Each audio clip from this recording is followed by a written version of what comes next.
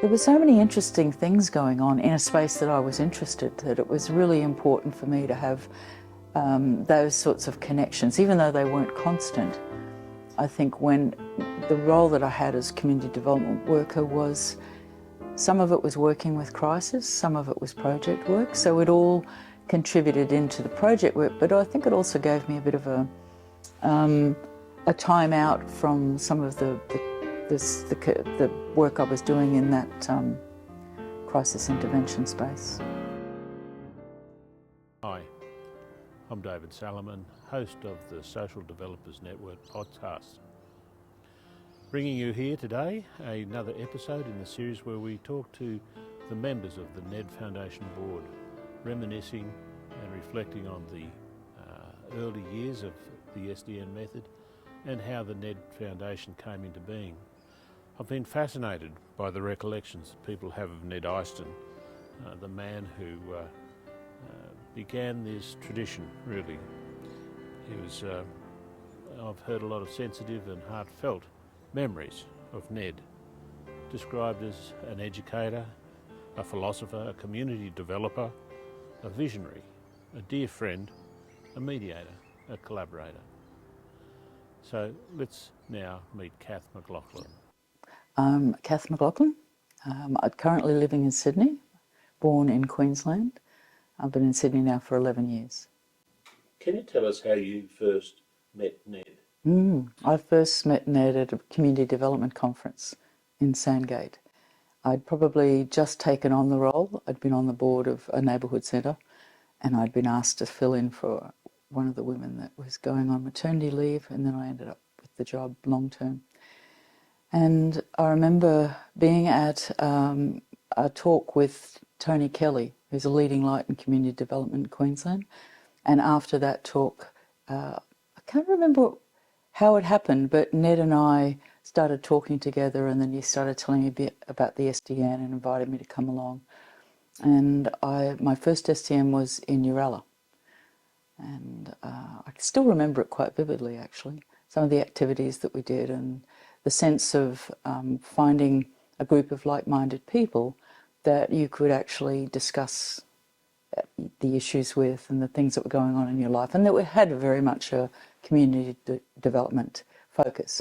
So over the years of getting to know Ned, then it became apparent just how much in alignment the work that I was doing in community development. He was interested in the work that Tony Kelly was doing, and we were discussing the session that we'd been at, and then he invited me to come to an SDN, and so that's how it started. That was quite a conversation that you had, connecting Ned. What did you make of him? I thought he was really interesting because he was an older man that obviously had a wealth of experience in what he'd done, where he'd been, his work overseas with marginalised people, his interest in people. I think that was one of the things that he really made a point of connecting with people on a very personal level. And so I think it was that sense of connection that really motivated me to see what this was all about. Because when I first read the SDN flyer, I don't really remember what I thought at the time, but I think it sparked my interest. So when, roughly, would this have been? Back in 2003, maybe, 4. SDN had been going for quite some time by then, yep. And had sort of established a sort of a format. A format, yes. Yes. So the flyers were similar to what they still are today. Did you go regularly to SDNs then? Well, at the time I was, I had a young child, so, well, not that young, but I had a daughter, and I had to fit it in, but I went to a number of them. I certainly went to the SDN National at Guthaga and to the ones at Uralla. At that time, they used to alternate between Guthaga and Uralla, and so that was the choice. And the ones at Guthaga were fantastic because we used to walk. We walked up to Kosciuszko, and we stayed in a great big lodge, and they were really There weren't that many in that period of time, but enough to keep me engaged and interested in what was going on. Was the format consistent, or did you notice any changes over that period of time? No, the formats basically stayed the same. With what's changed, of course, is there's always a different group of people that come. So there's always different topics, and I think it's that's part of the attraction of it, is that you're getting to meet new people, you're getting to talk about different topics, and to engage with people on things that are interest you, but they invariably tend to be of interest to others as well. Because I think I tend to sit in that first session when we first gather and think about whether what I want to talk about is relevant to where everybody else is sitting at that point in time. So it's a good process. What was the sort of next thing that happened? So the next thing was that Ned invited me to join the board. I can't remember actually when that was. It's interesting, isn't it? I think it was a Canberra meeting that we had, and he invited me to join the board, which, you know, I felt at the time was quite excited about. So I said yes. So what do you remember of John Russell's involvement? John and Ned were very close, of course, and there was that history of them having started the STN. And John, as a social worker, was very focused on a number of issues and very motivated about his work with not just the restorative practice side, which Ned was very intent on, but also with his work with the humanists. And so we had some nice conversations, not just in the group, but I remember a particular walk up Kosciuszko, actually, where we had a very in-depth conversation about life in general. So I think that's the beauty of the STN too, is, as it is with a lot of events that you go to, it's not necessarily the content or what's going on within sessions. It's those encounters that you have outside that develop and build those relationships with people, which I think is the main reason that keeps you together. Because if you don't have an alignment and you don't have that sense of belonging and connectedness, then I think that's where your paths tend to deviate then, and you go separate ways. Thinking back now, is there a particular event sums up the character? I think, and it was always a difficult time in my life when I lost my daughter. And Ned was, he was a good support through that time, because he'd occasionally ring me and see how I was going, or if there was something going on. I'd often, because I was in Armidale and then travelling between Sydney at different times, I would stay with Ned, and so we'd have some really good discussions around his involvement with, I suppose, the more spiritual nature of life, and his meditation and his involvement with yoga and walking. And it was because I was looking, you know, I was searching desperately for some answers, and which, you know, I still haven't found. But I think for me, Ned was always available. You know, if you needed to talk to somebody or you wanted to question or think about, he was always open to that discussion. Can you give us a sense of his worldview? Well, he certainly read widely, and if you look at his book collection, and I suppose because at the time I was deeply in grief, that some of the conversations I don't remember well. But for me, he was always involved on that internal journey. He was always searching within himself, you know, and he was quite, because reflection's a very key part of my work as well, and he was always questioning himself and his response to things, and he wasn't afraid to look at himself like that.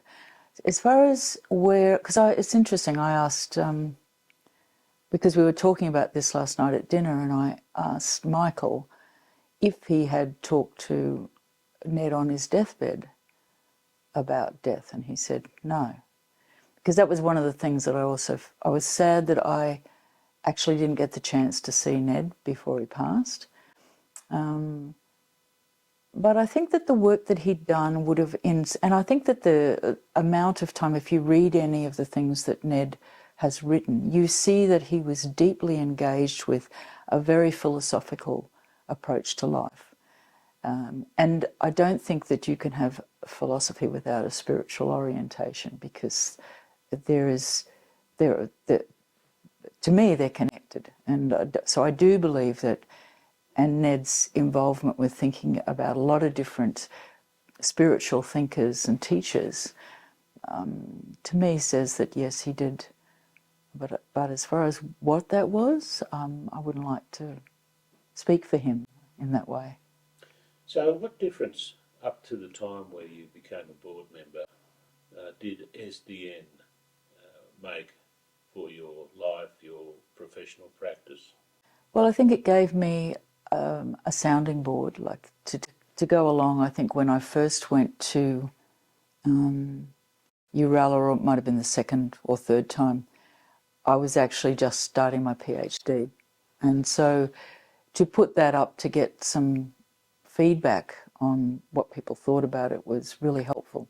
So I think a lot of it, and because there were so many interesting things going on in a space that I was interested, that it was really important for me to have those sorts of connections, even though they weren't constant. I think when the role that I had as community development worker was, some of it was working with crisis, some of it was project work, so it all contributed into the project work, but I think it also gave me a bit of a time out from some of the work I was doing in that crisis intervention space. And so then coming onto the board, and so tell us about that time. Oh, well, very much Ned was in charge. Yeah. So, and that's to be understood, because Ned was trying to work with his ideas and his vision for what he was trying to create, and he wanted people to help him in that space. I just remember sitting at, I think it was Mary's table in Canberra, talking about the various different aspects of what the board was working on, and at that stage Ned was doing a lot of the connection with people in terms of grants, so we weren't actually concerned with divvying up any of the resources, because he would take a trip every year and he would stop in and see me on the way, and he would go and visit people, and then he would determine where he wanted to support people in a monetary way. And he was also very interested in the restorative practice side. So that was all just starting to happen. I remember him giving me the tapes on restorative practice of the policeman, Terry O'Connell, and watching those and thinking, oh, this is, an interesting process that's being used. So that was a very developmental stage, I think, for thinking about where he was going and the interest that he had and where he was taking it. So through that time, it was very much Ned, and I think to a large extent Michael as well. They were very close because they lived in Armidale. So there's a lot of work going on with the two of them in relation to how the foundation was developing. And it wasn't until later on, and of course then when Ned passed, that really our involvement as a board became much more apparent, that we had to take over the reins, so to speak. And I think that has taken us some time to really build that sort of sense of understanding within the different members of the board, because we're all at different, we all live separately. It's not the same as working in organisations where every day you're seeing people, and so you're constantly working out the nuts and bolts of it all. It took us some time because we weren't together. Do you have a sense of the body of work of the board over a period of time? Well, it's developed and it's shifted, and so I think we took a while to that whole group reforming after, because it was a big loss, because Ned had been such the central focus of this, and I think we had all deferred to him as that leader in that position, and now that had changed. And so then it was, well, how do we both honour his legacy and think about then what we need to do in relation to what the foundation, what its vision is, where we're going with that, and should it change, should we hold to it? So it's been a process of, I think, not trial and error, because we still had some very key directions, like around restorative practice.